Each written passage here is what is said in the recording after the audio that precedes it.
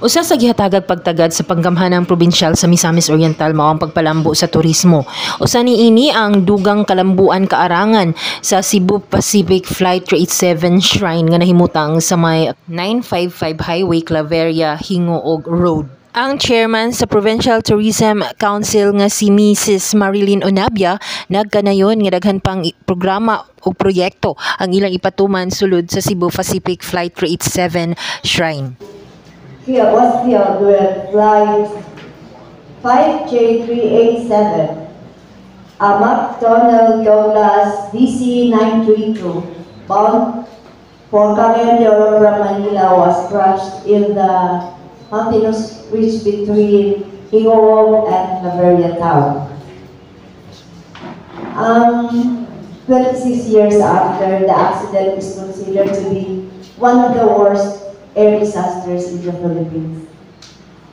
This annual gathering somehow gave relief to the families of the victims and while helping also the province to promote it into a tourist attraction memorial.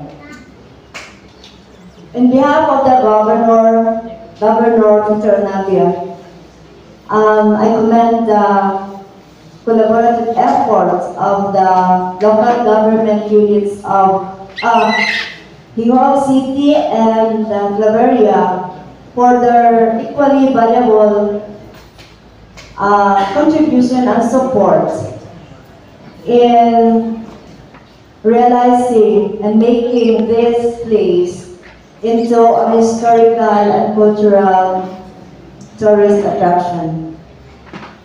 Since nahimo ni nga kuan kaning shrine, we have already welcomed daghan na nga mga guests who also consider ang atong mga additional na amenities.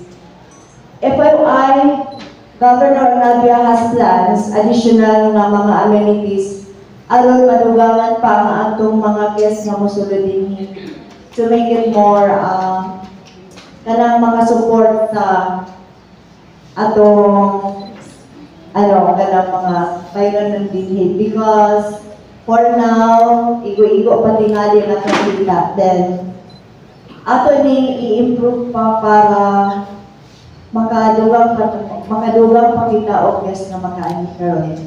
Ang bahin ni Hingoog City Mayor Erica Nyosa, suportado kaayok niya ang pagpalambo sa turismo sa lalawigan sa Misamis Oriental. As part of the tourism destination sa tibok probinsya sa Misamis Oriental, daghan kayo no, number 1 is accommodation. Okay. Number 2 is appeal na dayon ng mga restaurants, hospitality ng mga establishments nga may atong tanawon nga maayo kaayo nga makatabang nga makaaghat pod sa atong mga turista nga mobisita dili lamang diri sa Cebu Pacific Shrine kundi sa tibok na dinhi sa Cebu sa Dakbayan sa Ilog, and of course this is a boundary sa Cebu. Dili na buot hisgutan pa ni Hingoog City Mayor Erica Nyosa kung asa mo paingon ang kinitaan sa Cebu Pacific Flight 387 Shrine, labi na nga anaa pa kini ug wala na desisyonan diha sa korte. No, between Hingoog and Claveria, since naanam siya sa proper courts, then let's the proper court decide. But as of this moment, matulad sa tingin utang nito ay not comment on that and ana siya sa court. As agreed during our memorandum of agreement signing with the former Governor Bambi Imano, dunay equal sharing ang Hingoog ug Claveria as regards to the proceeds and income of this site. Nga naka-receive ng mga mayor? As of this moment, wala pa. The manpower is managed and i-deploy sa provincial government. Gibot iyang usab sa mayor sa Hingoog nga aduna nay mga tourist police nga nakabantay sa area. Lakip sa ilang gikonsidera nga mabutangan kini og mobile signal usa sa dakong hagit sa dapit mao ang signal dinhi sa lugar.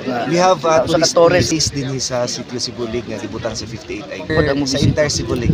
area. Nag-roofing na sila because this is not the only establishment in Cebu City. Daghan punta natin The Grove, Tingog Highway 955. Doon na po tayo mga private establishments nga roofing ang dapat requested with the two giant telecommunication companies, namely Smart and Globe.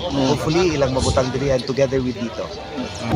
Flight 5J387 is a history sa tibuok Pilipinas.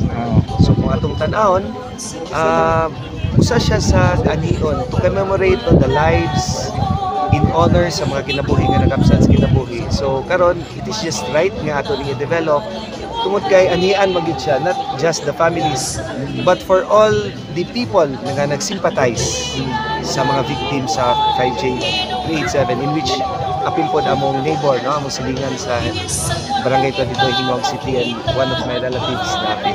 Pahibalo usab ni Mayor Eric Cañosa nga gikatakdang magbukas na ang The Grove nga usa sa pinakadakong turismo ubos sa iyang pamunuan. Mayor, kumusta ang development terms sa The Grove? Yes, doon na natin terms of reference in which we are targeting that by the month of June, ma-operate na. Paduol na ang opening niya sa The Grove. Ano mga amenities nga ma-enjoy sa mga tourists? So, ubay gid no, natay The Crest, nga nadiha atong mga restaurants and other nga mga gwapo sad kaayo nga mga sites. Like for example, doon natin Yin Garden, doon natin amphitheater, doon natin orchidarium, gani karon natin mga phalaenopsis na, orchids. Nasa tay vineyard nga ihimuon ug nasa tay strawberry field. Nasa tay himuon din na kanang cafe na made out of bamboo. Padayon karon sa pagpanawagan ang kagamhanang probinsyal sa Misamis Oriental nga bisitahon, suruyon ang lalawigan sa Misamis Oriental labi na gid dinhi sa Claveria ug Hinguog City kung asa hindot ang mga talan-awon, bugnaw ang palibot ug gawas sa tanan, mas maka-relax ug mas maka-enjoy. Kini si Miss Or Step Berganyo sa Miss Or Radio, mo balita, mo alagad, mo lingaw.